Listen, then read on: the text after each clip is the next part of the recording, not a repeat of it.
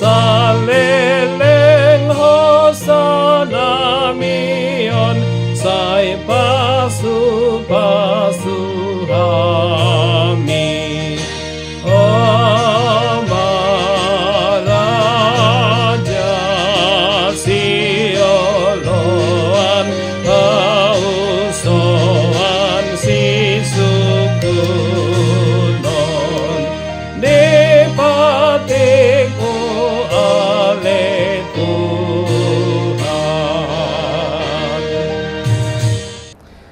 Shalom Bapak Ibu, selamat memasuki hari Kamis 9 Juli 2026. Untuk memasuki hari ini, kita terlebih dahulu mempersiapkan diri dengan mendengarkan firman Tuhan. Kita bersatu di dalam doa. Kasih karunia dan damai sejahtera dari Tuhan Allah Bapa kita dan dari Tuhan Yesus Kristus menyertai engkau. Amin. Firman Tuhan hari ini tertulis dalam Kejadian 2 ayat 24, demikian firman Tuhan. Sebab itu seorang laki-laki akan meninggalkan ayahnya dan ibunya dan bersatu dengan istrinya, sehingga keduanya menjadi satu daging.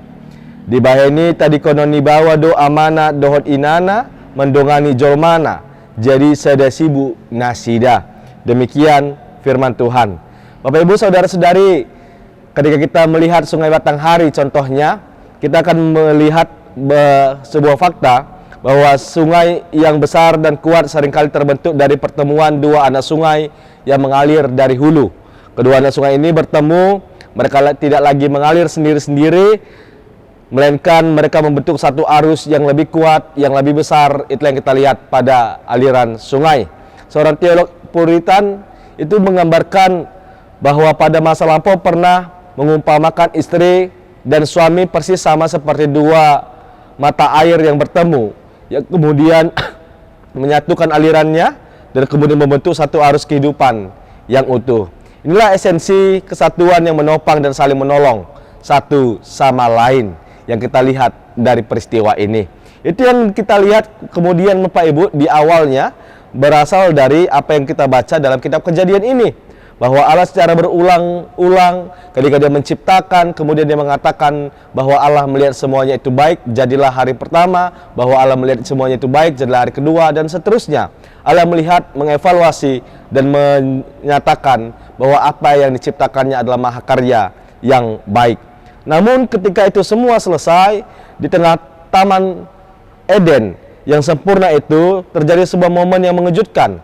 Tiba-tiba Allah mengatakan bahwa Allah yang sang pengevaluasi yang agung tersebut melihat ada satu hal yang kurang baik, ada satu hal yang bahkan tidak baik dikatakannya, yakni tidak baik kalau manusia itu hak Adam, seorang diri saja.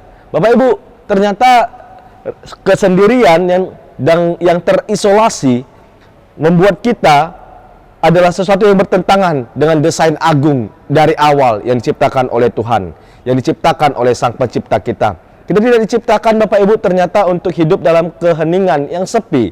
Kita justru diciptakan untuk berelasi kepada sesama. Itu makanya Allah berinisiatif menyediakan seorang penolong yang sepadan dengan dia. Artinya Bapak Ibu, kata penolong yang sepadan, ejer kenekdo, itu berarti penolong yang bukan berarti lemah atau di bawah, pangurupi, asisten.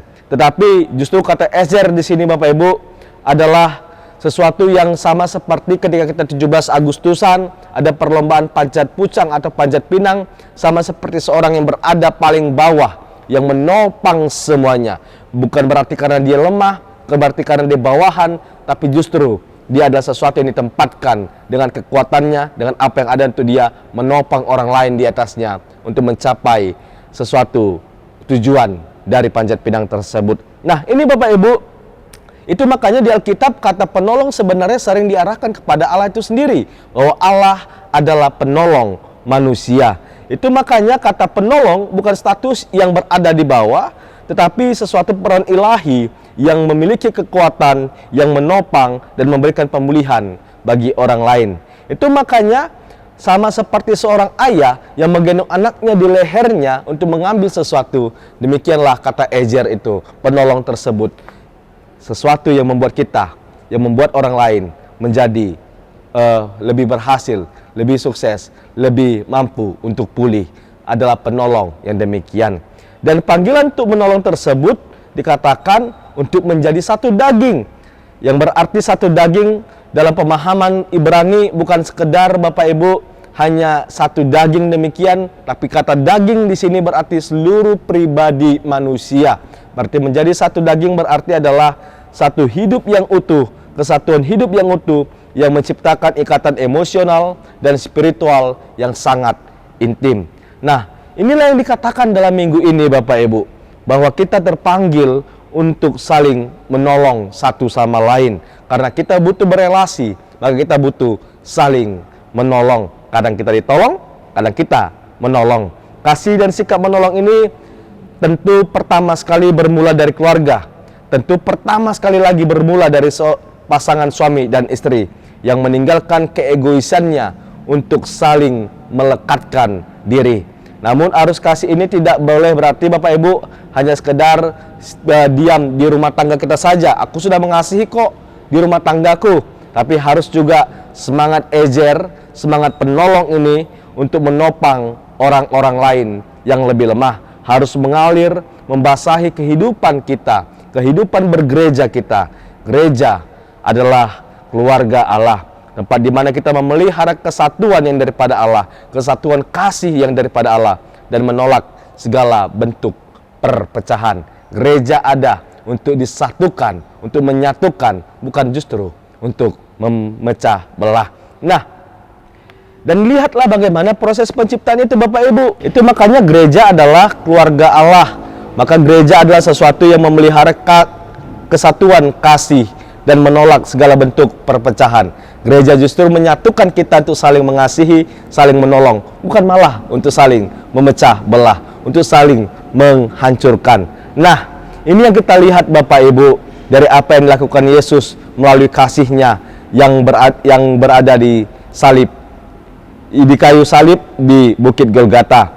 Pernikahan Adam dan Hawa di Taman Eden adalah sebuah bayangan yang jauh lebih agung, yang menunjuk suatu yang jauh lebih agung.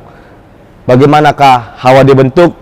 Allah membuat Adam tertidur sangat lelap, dan dia membuka lambungnya, mengambil tulang rusuknya, dan dari sana Allah membentuk baginya mempelai perempuan baginya.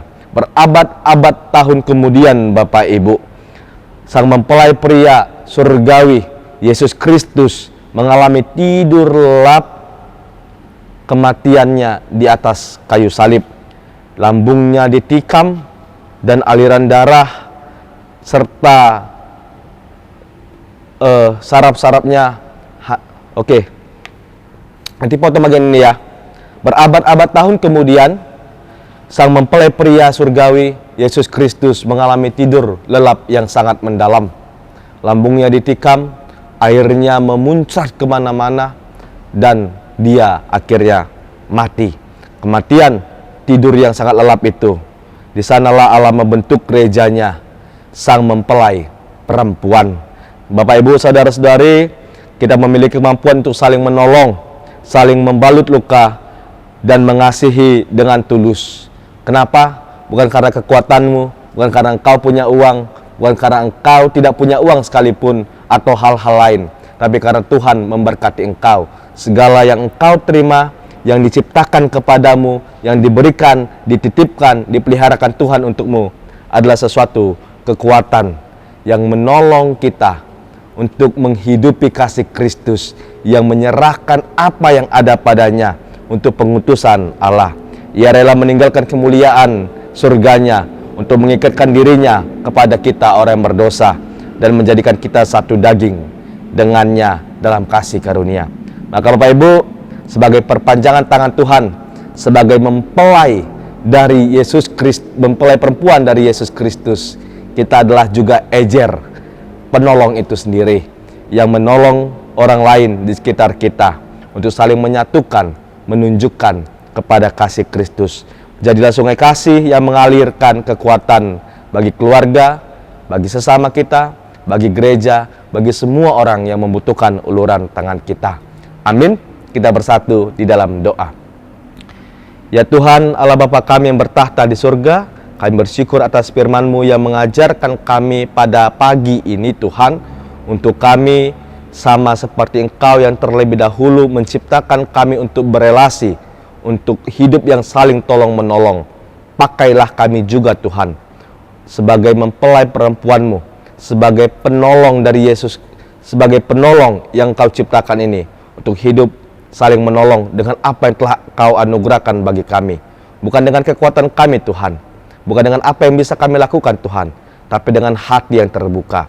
Karena ketika kami melihat apa yang Kau beri, nafas kehidupan dan segala sesuatunya, bahkan bangun tidur yang kami terima secara ajaib, kami tahu kami juga bisa memberi bagi orang lain, karena Engkau telah memberi bagi kami.